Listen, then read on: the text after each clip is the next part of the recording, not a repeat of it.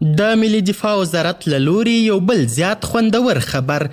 د ملي دفاع وزارت 50 چاینداره ټانګونه ترلاسه کړل.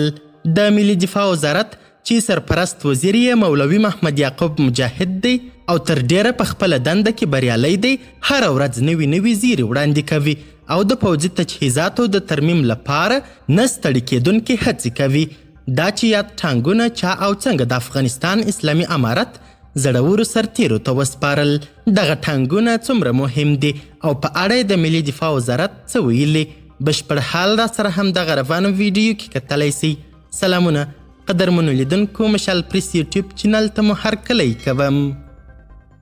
الحمدلله مرکزي کودور د دغه درېیم پړاو ده چې داسې د ټانګانو ازموینه ترسره کوي او زموږ استاد هغه ګران مجاهدین ګران مسؤلین په دغه کې بوخت دي.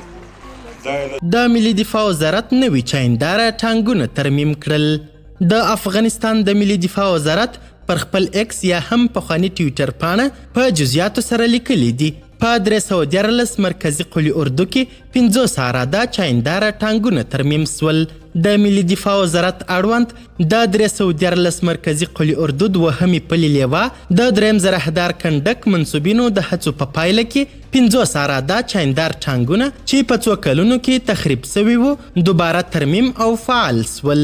د 314 مرکزي قلي اردو قماندان الحاج ملا امیر خان حقانی د یاد کنډک د تخنیکي او مسلکي انجینرانو رښتینې هڅې وستایلې او له دوی څخه یې وغوښتل چې د بیت المال په ساتنه کې خپله توجه نوره هم زیاته کړي. په ورته وخت کې د ملي دفاع وزارت همدارنګه پر خپل ټویټر پاڼه لیکلي دي چې د ملي دفاع وزارت د هوایي ځواک عمومي قمندانۍ له لوري یو بال هلیکوپټر ترمیم او الوتنې ته چمتو سوه. قدرمنو لیدونکو، د ویډیو له کتلو مو نړۍ مننه.